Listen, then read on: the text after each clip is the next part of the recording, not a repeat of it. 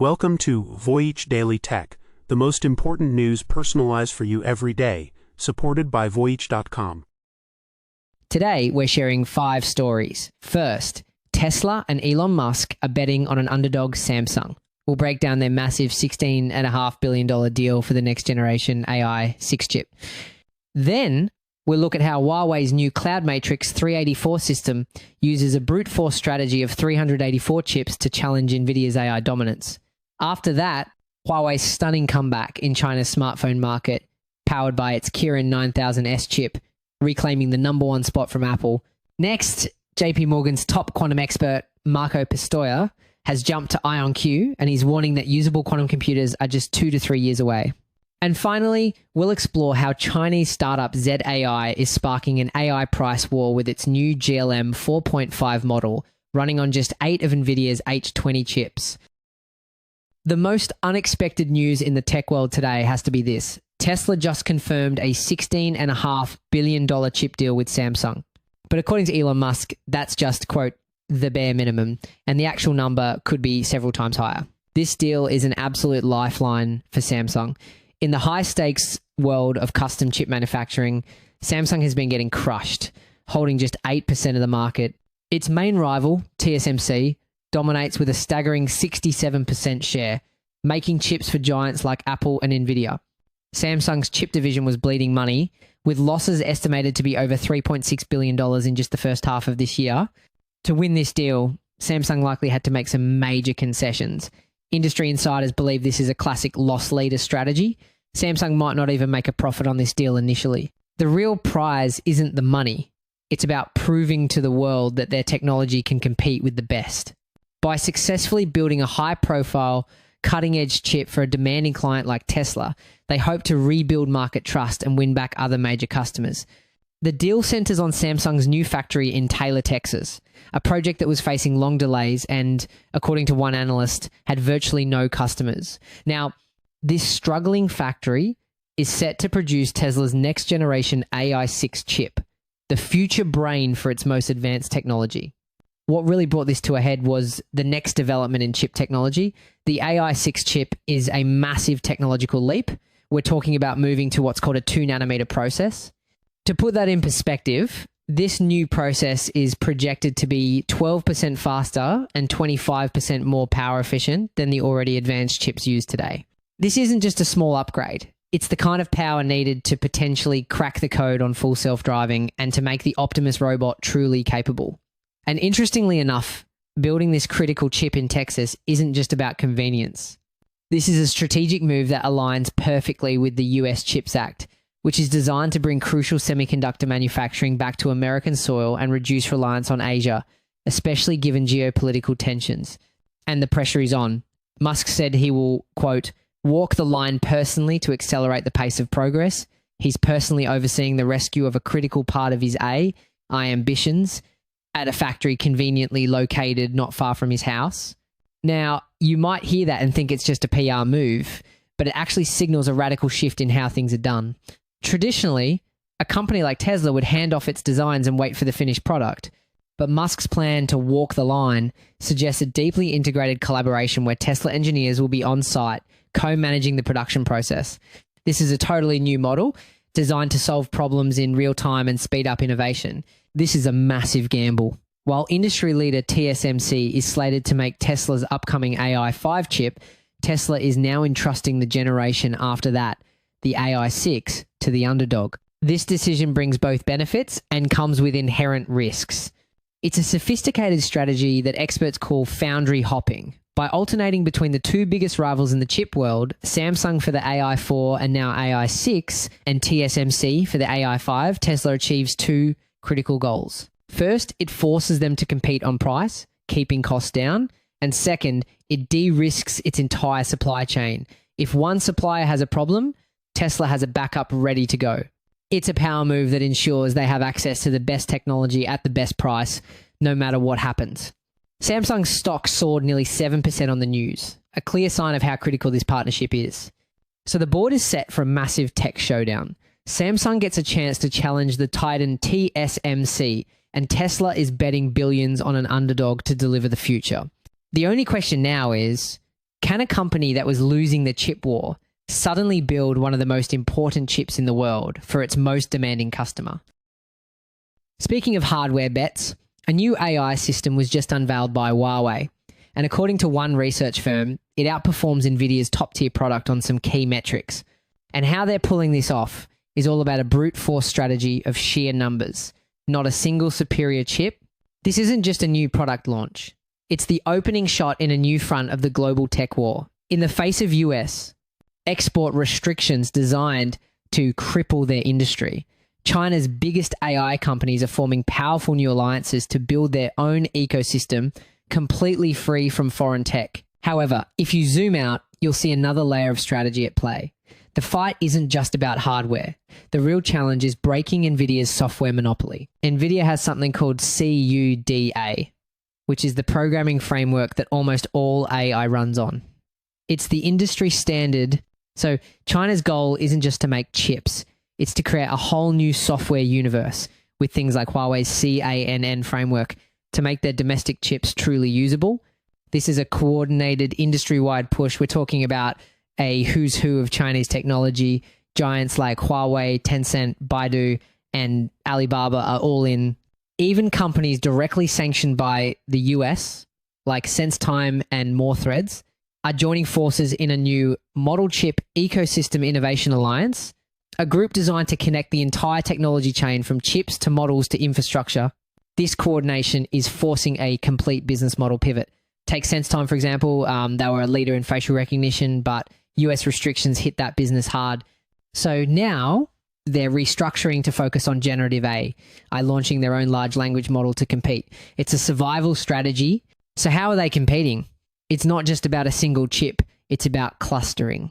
Huawei's new system, the Cloud Matrix 384, packs together 384 of its latest chips. Now, get this. Nvidia's competing system uses just 72 of its more advanced chips. By clustering 384 of its Ascend chips, Huawei achieves 300 petaflops of a certain kind of computing power, blowing past Nvidia's 180. The situation presents a fascinating duality. On one side, you have raw power, while on the other, it exposes a huge cost.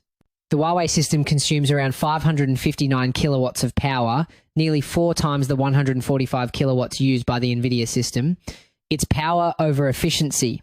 Analysts say they're using system-level innovations to compensate for any weakness in individual components, and at least 6 other Chinese firms are showcasing similar technology. And if you think this is just about data centers, think again. The stated goal is the deep integration of AI technology and industrial transformation. We're already seeing a wave of new consumer products. Baidu announced technology that can create a virtual human live streamer, cloning a person's voice and body language from just 10 minutes of sample footage. Believe it or not, the potential for misuse is enormous. We're talking about misinformation, identity fraud, and social control, especially in a country with a sophisticated surveillance apparatus. China's government knows this is a risk. Their Cyberspace Administration has actually issued rules requiring that AI-generated content must be clearly labeled and aligned with state ideology. But the question is whether regulation can keep up with technology this powerful. Alibaba is releasing AI glasses powered by its Qwen AI model that will allow users to navigate maps and make payments with voice commands. China's top tech firms aren't just trying to survive US restrictions. They're creating a parallel universe of AI technology from the ground up. The question is no longer if they can build it, but how fast their new independent ecosystem will challenge the rest of the world. While Huawei pushes the boundaries of AI, the company just reclaimed the throne in China's massive smartphone market, dethroning Apple in a stunning comeback. The real secret to this comeback is the Kirin 9000S. To get around sanctions, Huawei partnered with China's top chip maker, SMIC, to create its own advanced processor. This chip uses a sophisticated 7nm process, a huge breakthrough that allowed them to bring 5G back to their phones, something many experts thought was impossible without Western technology. This is a story of sheer technological resilience. New numbers show Huawei is now the #1 smartphone vendor in China for the first time since 2024. The company shipped a massive 12.2 million phones in the last quarter alone, grabbing 18% of the entire market.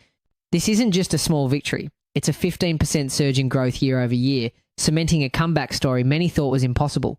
And this surge isn't just about technical specs. A major driver here is consumer patriotism. Many Chinese buyers are actively choosing Huawei as a symbol of national pride and a way to support a homegrown champion against foreign pressure. This highlights how the battle is being fought not just in engineering labs, but also in the hearts and minds of consumers. But that's not the whole picture. The real turning point is that Apple also saw its own fortunes reverse. For the first time since late 2023, Apple is back to growth in China, shipping over 10 million iPhones in the same period. So how can both rivals be winning? It's a tale of two strategies. Apple ignited its sales by strategically adjusting prices and boosting trade-in offers on its iPhone 16 series, sparking a much-needed sales bump. For a premium brand like Apple, heavy discounting is a risky game.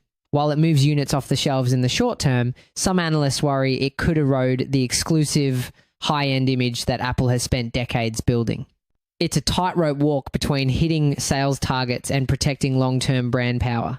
Meanwhile, Huawei is playing a different, much bigger game. They aren't just selling more phones, they are aggressively rolling out their own operating system, HarmonyOS 5. This isn't just an alternative software, it's a direct challenge to the global dominance of Apple's iOS and Google's Android.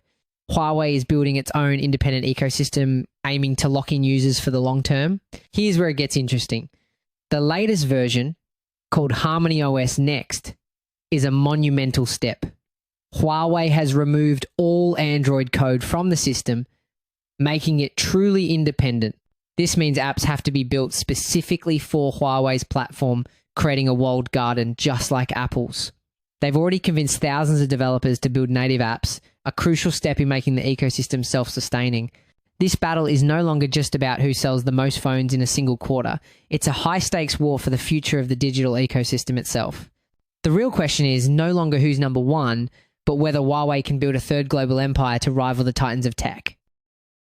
While these tech giants battle for market share, a different, more secretive war is being fought over talent. America's largest bank, JPMorgan Chase, just lost its top quantum computing expert to a smaller, laser-focused rival. Marco Pistoia, the man who was leading JPMorgan's Advanced Applied Research Group, has jumped ship to the quantum firm IonQ. This isn't just a routine career move. This is a talent raid at the highest level of a technological arms race that could redefine global security. This move actually signals a massive trend. The quantum computing industry is facing a severe talent shortage. A Boston Consulting Group report projects a deficit of up to 30,000 quantum professionals by 2025. So the thing is, big companies like JPMorgan are finding it incredibly difficult to build and keep these elite teams in-house. They're starting to shift from a build-it-yourself strategy to a buy-it-from-the-experts model, partnering with specialized firms like IonQ. This move is a classic example of that brain drain in action. So what's the big deal? It's about a technology with the power to do the unthinkable.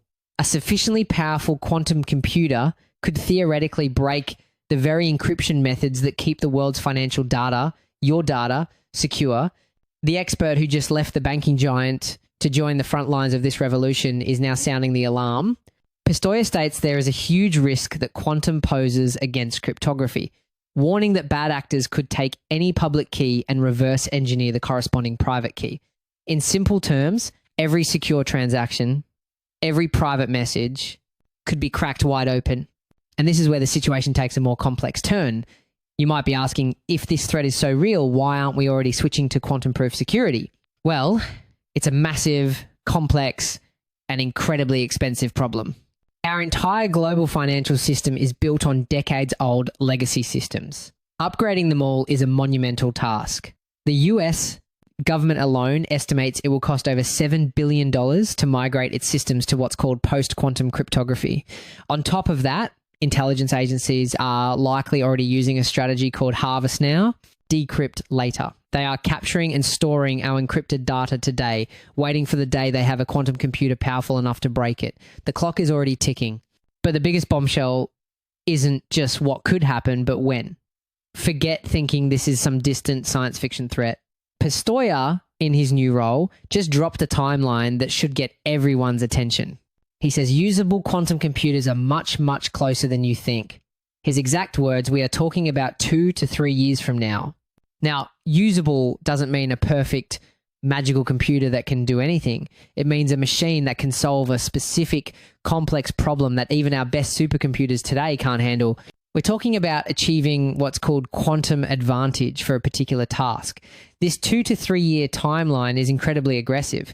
When we place IonQ's claim alongside the goals of industry giants like IBM, who are targeting 2029, and Google working towards 2030, the contradiction becomes clear. IonQ is putting a huge stake in the ground, betting they can get there years ahead of their biggest competitors. The race to build these machines is also a frantic race to build defenses against them. With a top mind from the world of finance now switching sides to accelerate the technology, the critical question is no longer if this disruption is coming, but who will be ready when it arrives.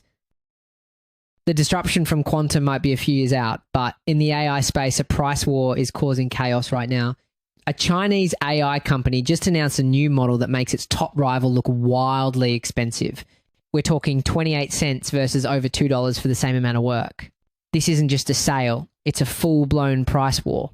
We're seeing major Chinese tech players like Alibaba and Baidu slash their prices by as much as 97%, with some even making their models free to use. The strategy seems to be a race to capture as many users as possible, even at a loss, to build a massive ecosystem before the market consolidates. The company is Z.ai, and their new GLM 4.5 model is the latest bombshell in the global AI race. Just months after a company called DeepSeek rattled investors by building a world-class AI on a budget, Z.ai has come out and said, we can do it even cheaper. But how? This is where the story gets wild. Z.ai's CEO revealed the new model needs just 8 Nvidia H20 chips to run. These are the specific customized chips Nvidia created for China to comply with US export controls. Now, these H20 chips are less powerful for training AI, but they have a secret weapon for running them: a huge amount of high-speed memory. Chinese labs are mastering a technique called model compression. Think of it like taking a huge complex file and zipping it down to a fraction of the size without losing the essential information. They are using methods like quantization and pruning to make these AI models radically smaller and more efficient, so they run beautifully on the hardware they have access to. While the world focused on restricting access to the most powerful hardware, Z.ai focused on radical efficiency, building a system that sips power instead of guzzling it. And it's not just about cost. Z.ai claims its model is built on a different kind of intelligence, something called Agentic AI, which automatically breaks down complex problems into smaller, manageable steps. So, what is Agentic AI, really? The idea is to create an AI that can think and act autonomously, like a project manager. It can receive a complex goal, break it down into a series of smaller tasks, and then assign those tasks to specialized expert submodels. This is often built on an architecture called Mixture of Experts, or MOE, which is incredibly efficient because it only activates the parts of the AI brain that are needed for a specific job. This means less computation, lower costs, and faster results.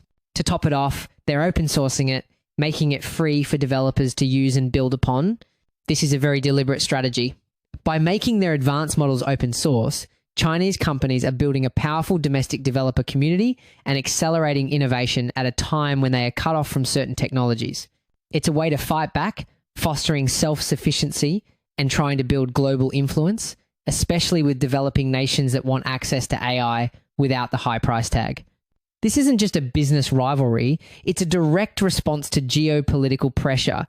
The US government recently added Z.ai to its entity list, restricting American companies from doing business with it. Even OpenAI has publicly warned about the startup's rapid progress. And what's fascinating is who is funding this push. Z.ai's investors include not just Chinese tech giants, but also state-backed funds from Saudi Arabia. This is part of a bigger trend where new global alliances are forming, with Middle Eastern capital flowing into Chinese tech to build an alternative to US dominance in AI. The response from Z.ai wasn't a press release, it was a new model that's cheaper, more efficient, and now open to the world. The US tried to deny the chips, but Chinese companies are now in a race to see who can do the most with the least. This all begs the question, are the restrictions working, or are they just creating a new breed of hyper-efficient competitor? That's it for today on Voyage Daily Tech. Follow, share, and stay tuned for daily updates coming your way tomorrow.